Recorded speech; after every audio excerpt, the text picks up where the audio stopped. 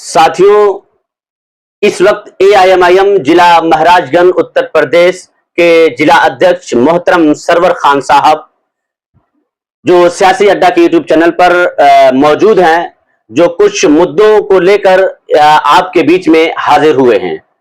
तो मोहतरम सरवर खान साहब, आपसे सवाल है कि यूपी में एआईएमआईएम का क्या स्थिति है इस वक्त?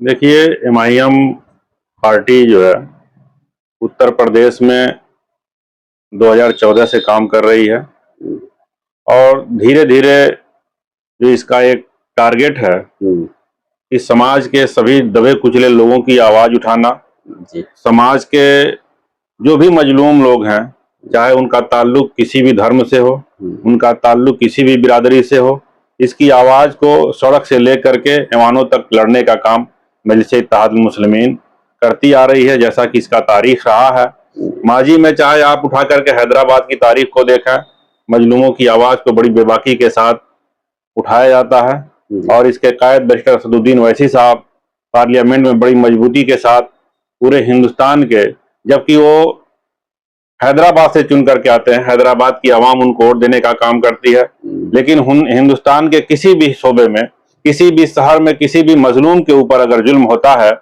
तो सबसे पहले अगर पार्लियामेंट में कोई आवाज गूंजती है तो बैरिस्टर असदुद्दीन ओवैसी साहब की होती है।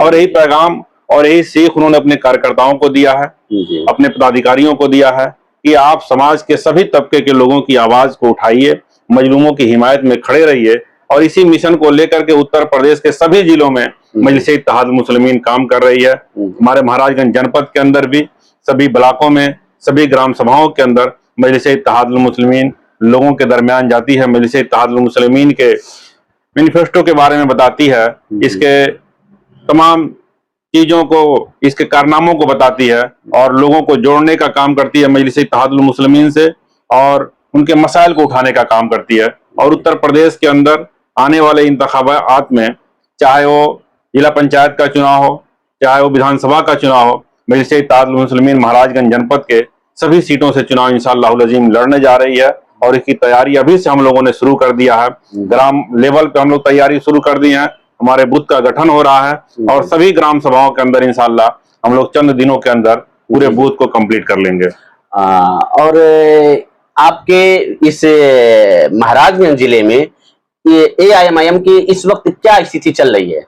अभी जैसा कि हमने बताया कि हम महाराजगंज जनपद के सभी ग्राम सभा में पहुंचने की कोशिश कर रहे हैं और अल्हम्दुलिल्लाह तकरीबन हम पहुंच चुके हैं। सभी विधानसभाओं में काम हो रहा है और विधानसभा के साथ हमारा जो पहला जो लक्ष्य है, क्योंकि देखिए किसी भी सियासी जमात का जो मेन टारगेट होता है इलेक्शन में हिस्सा लेना और आवाम की खिदमत करना, तो हम आवाम की खिदमत के साथ साथ इलेक्शन की भी तैयारी कर रहे हैं और हम मजबूती के साथ किसी भी समाज के दबे कुचलों की मदद उस वक्त अच्छे तरीके से कर पाएंगे जब हमारे नुमाइंदे चुन करके, चाहे वो जिला पंचायत में जाएं, चाहे वो विधानसभा में जाएं, चाहे वो लोकसभा में जाएं, तो हम आने वाला जो हमारा सबसे पहला जो प्राथमिकता है वो जिला पंचायत चुनाव का है और जिला पंचायत चुनाव की तैयारी जो है हम लोग बड़ी मुनज़्ज़म तरीके से बूथ लेवल से अभी से स्टार्ट कर दिए हैं, जबकि ये 2026 में इसका चुनाव होना है, लेकिन हमारी तैयारी अभी से शुरू हो गई है। एक सवाल ये भी है कि तमाम पार्टियां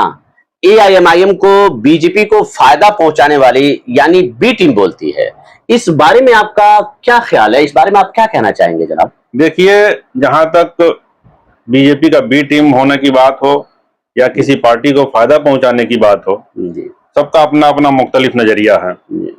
किसी भी चीज का अगर दुनिया में वजूद हुआ है तो किसी न किसी को फायदा और नुकसान होता रहता है, चाहे वो सियासी जमात के ताल्लुक से हो, चाहे अगर हम अपने भाई पटदार की बात करें तो कहीं ना कहीं किसी का फायदा होता है तो किसी का नुकसान होता है। जैसे हम एक मिसाल आपको देना चाहेंगे, जब किसी घर में एक बड़ा बेटा पैदा होता है, फिर उसके बाद उसका छोटा भाई पैदा होता है, तो जबकि बेटा पैदा होने से दूसरा बेटा जब पैदा होता है तो उसके बाप के बाजू मजबूत होते हैं, लेकिन बड़े भाई का हिस्सा तकसीम होता है, तो किसी न किसी का फायदा और किसी न किसी का नुकसान तो ये लगा रहता है। और जहां तक सियासी जमात का ताल्लुक है कि किसको फायदा पहुंचाने की और किसको नुकसान पहुंचाने की, तो जिन लोगों को कामयाबी नहीं मिलती है, जो लोग अच्छे से काम नहीं करते, आवाम का मसला हल नहीं करते, जी। उनकी नुमाइंदगी नहीं कर पाते, तो इस तरीके का एक घटिया बयान दे करके मजलिस इत्तेहादुल मुस्लिमीन को या इसके पहले जितनी भी मिल्ली क़यादतें हिंदुस्तान में वजूद में आई,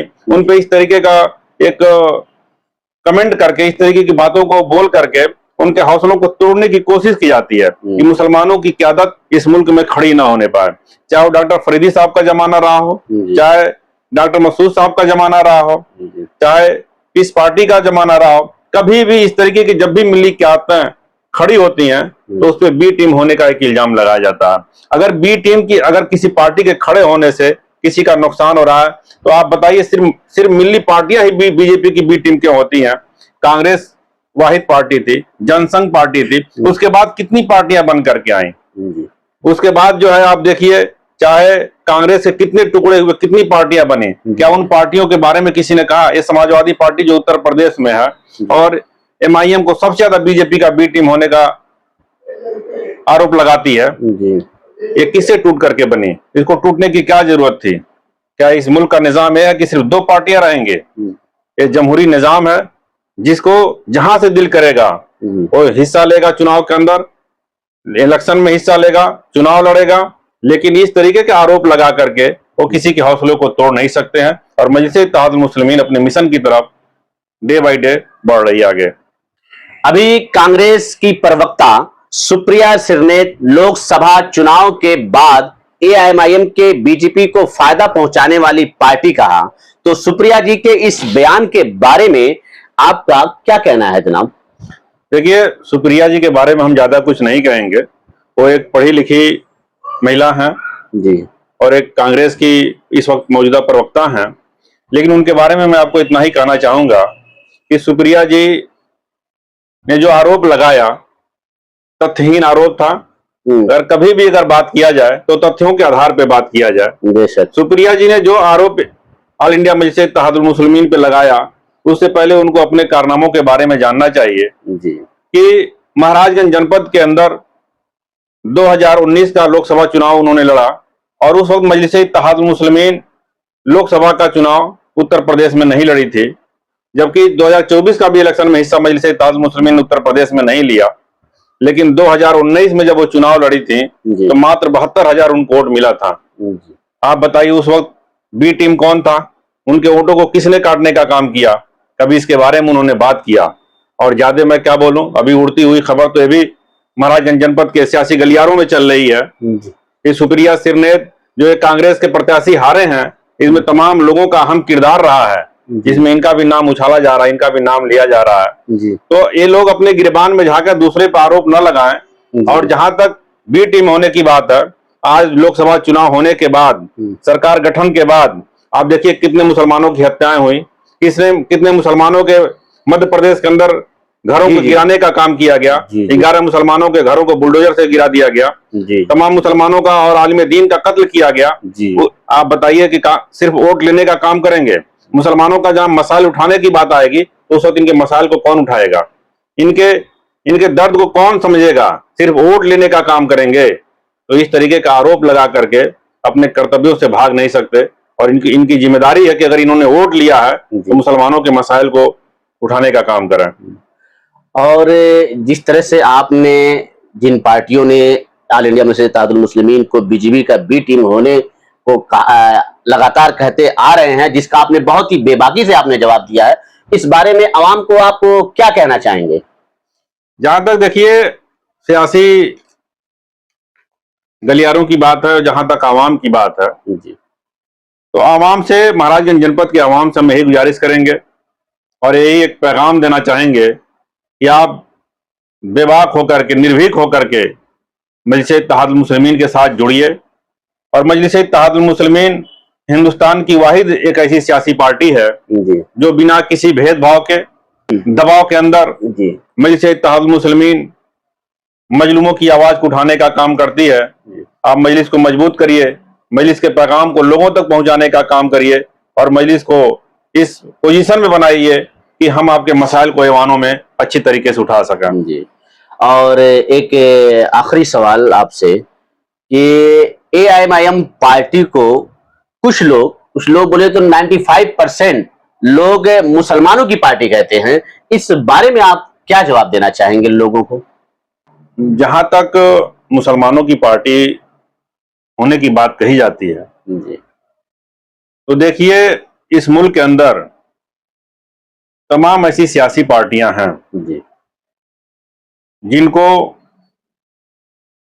जिनका नाम हिंदी में है या जिनका नाम उर्दू में है। जी तमाम हमारे सिख भाइयों की पार्टियां हैं। जी तो कभी उनको किसी ने सिखों की पार्टी नहीं की, समाजवादी पार्टी है।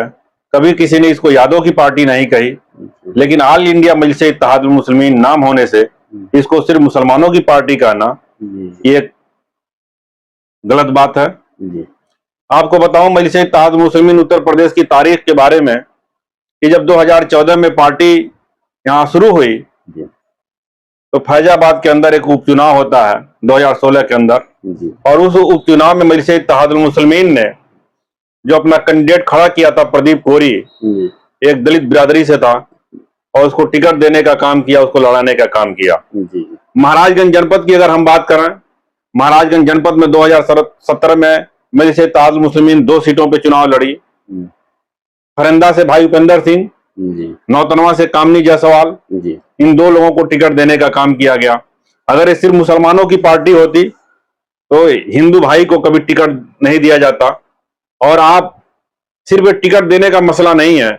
रोहित वेमुला की हत्या जब होती है, रोहित वेमुला पर अगर किसी ने आवाज उठाया तो सबसे पहले पार्लियामेंट के अंदर बैरिस्टर सदुद्दीन ओवैसी साहब ने उठाया। जी आप गुना के दलितों पर जब अत्याचार हुआ तो किसी ने अगर आवाज उठाया तो मर्द मुजाहिद बैरिस्टर सदुद्दीन ओवैसी साहब ने उठाने का काम किया। तो समाज के किसी भी तबके का हम जात बिरादरी नहीं देखते, हम मजहब देख करके राजनीति करने के लिए नहीं आए हैं। हमारा काम है मजलूमों की आवाज को बुलंद करना, मजलूमों की हिमायत में खड़े रहना। मजलिस इत्तेहादुल मुस्लिमीन उत्तर प्रदेश, हिंदुस्तान, सभी जगह के सभी धर्म बिरादरी के लोगों की पार्टी है। ये किसी एक बिरादरी या एक समाज की पार्टी नहीं है, बल्कि समाज के सभी तबकों की मजलूमों की ये पार्टी है। जो लोग इस तरीके से निराधार तथ्यहीन आरोप लगाते हैं, बिल्कुल वो गलत बयानबाजी करते हैं। यानी जो लोग ये आरोप लगाते हैं ये बिल्कुल बेबुनियाद और गलत लगाते हैं। बिल्कुल बेबुनियाद आरोप है उनका। इस वक्त आप लोगों ने मोहतरम जनाब सरवर खान साहब का आप लोगों ने कुछ सवालों के जवाब देते हुए आप लोगों ने सुना। अगर ये वीडियो आप लोगों को अच्छी लगी है तो वीडियो को लाइक करें और इसे ज्यादा से ज्यादा शेयर करें। शुक्रिया।